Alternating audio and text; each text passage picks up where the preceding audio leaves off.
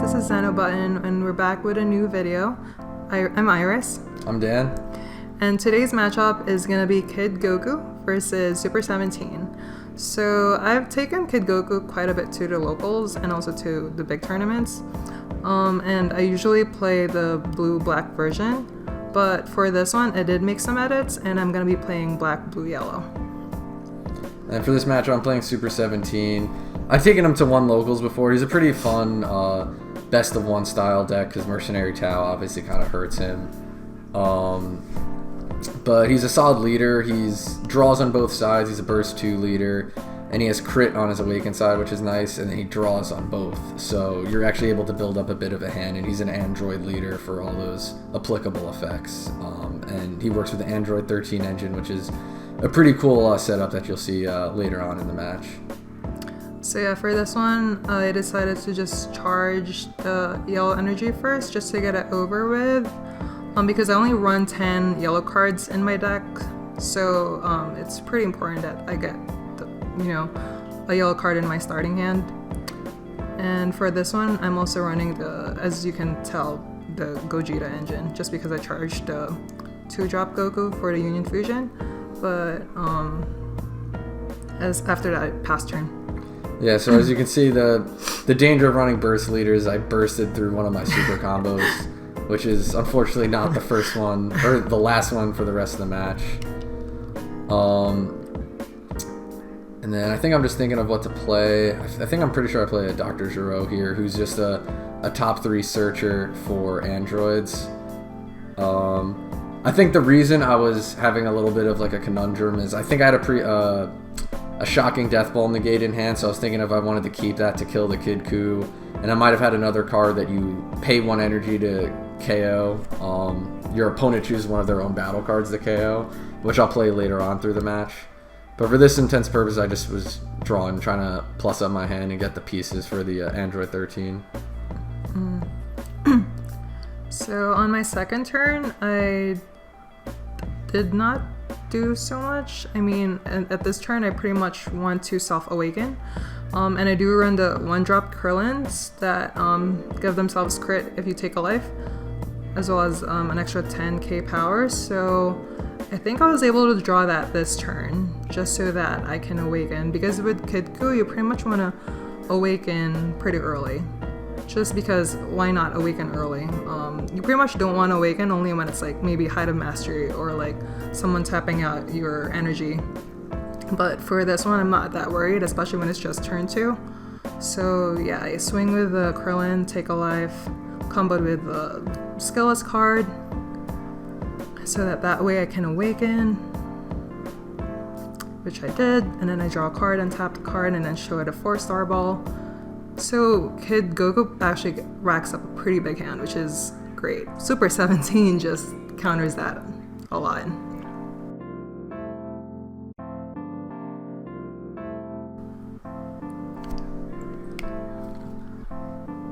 So for this one, I'm gonna activate the 1-drop KidKu's ability, which is take out the big Majin Buu, which is a 30k body. That's pretty big. So, and on this turn, I pretty much just want to like take his life little by little before taking out the 7-drop Gogeta.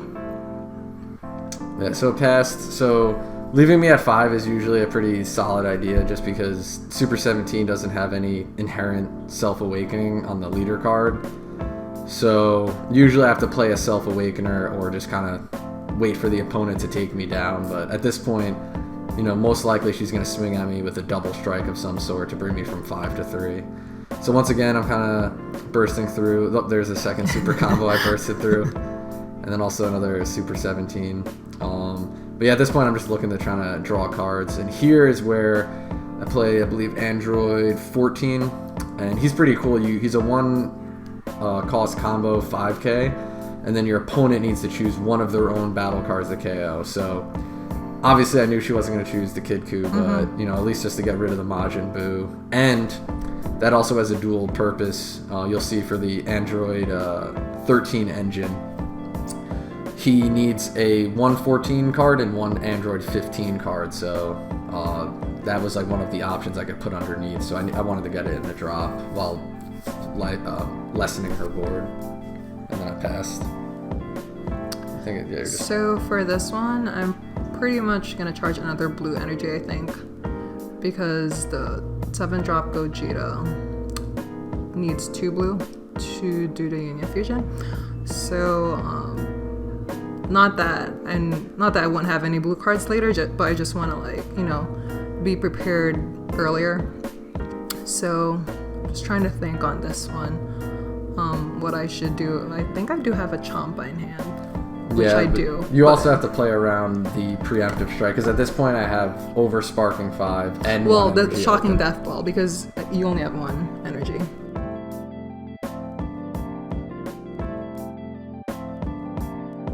So at this point, I could play up to 2 Shocking Death Balls. So you kind of need to think of your plays. Like, you don't want to just blindly swing with the leader. Exactly. Without activating all the effects of KidKu first. Well, I knew he was gonna do the Shocking Death Ball anyway.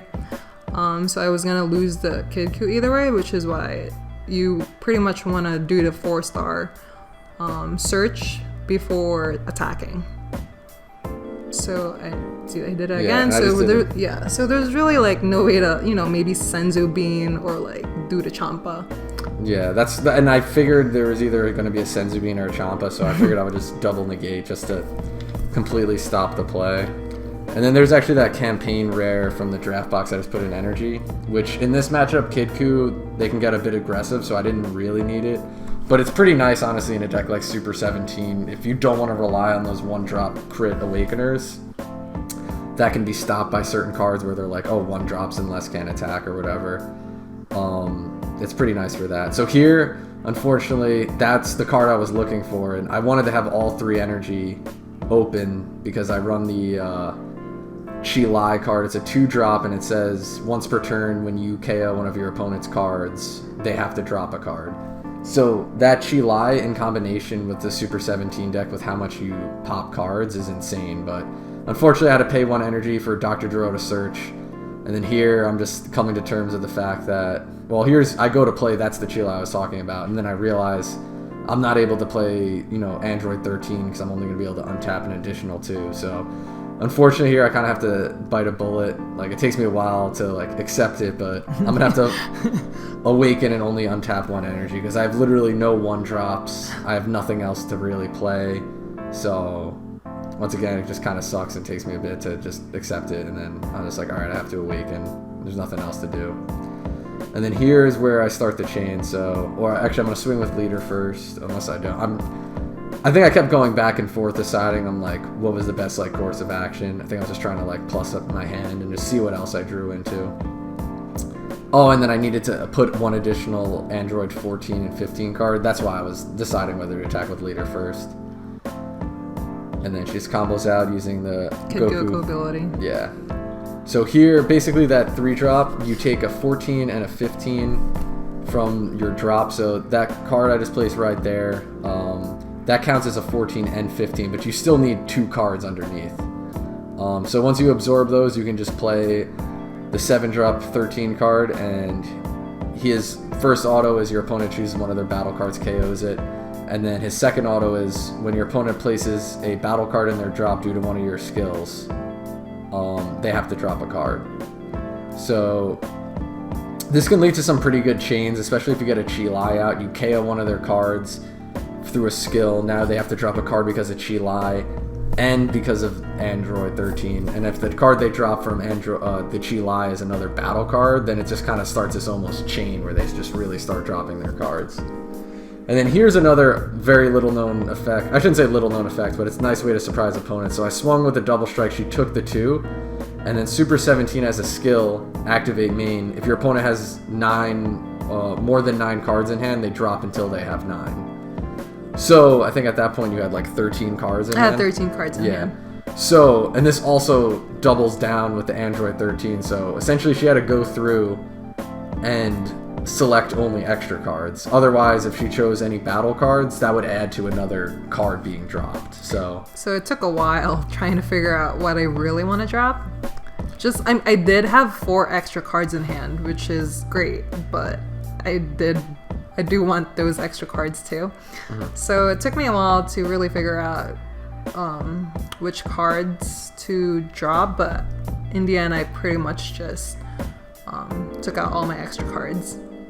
Yeah, because I mean, it gets down to like if she chose a battle card, she would have to drop an additional card. So. And what I have in hand at that time was pretty much all important. Like I had like a lot of super combos, and then I had a Champa, so if in case I want to aggro him out even more, and I think I had the KidKu. Yeah, I think. And you'll see later. I run like the explosive Spirit Son Goku. Yeah, I think it's gonna come out this turn. It's gonna come out this turn. It's really good as far as defending, especially if you need to tap out. But in this one, I just wanted to check his sparking. I knew his sparking 5, but I just wanted to see how many negates he currently has used so far. So yeah, I think at this point, I think you're gonna bring out the 2-drop. Oh, and that was just me. When she did the 4-star and she dropped the card, I was like, oh wait, let me like double check the 13. But the 13 says only when like the Super 17, like when I do a skill, like the player, not like if your opponent uses a 1-star. It's not like you get to make him drop a card because of that. Yeah. And then you think you just did the activate main here. Yeah, I kept the 1 yellow energy untapped, but you'll see later why. So I swung with the Majin Buu against against Android 13. Just wanted him to waste maybe like a super combo or 2. Even though I know it's gonna Android 13's gonna die later anyway. So he did waste a super comboed out. And then leader swing. So after leader swing, I comboed out the explosive Spirit Son Goku because I'll need him in a drop for the next card I'm about to play. And then at that point, when I saw her combo the explosive Spirit, I was like, damn it! I knew I just wasted cards defending 13. So this Goku is pretty clutch because you can reduce his energy cost by 3 if your opponent has 4 cards in rest mode. It can be like, anything from energy, your leader. So he did have 4 cards in rest mode. So I was able to actually, so what happened was I activated main, so that he doesn't do the shocking death ball and kill it. And then I was able to play the explosive Spirit Son Goku and KO that Android 13. Yeah, well, the shocking death ball, I don't think would have been able to kill it anyways because it's technically a 4-drop.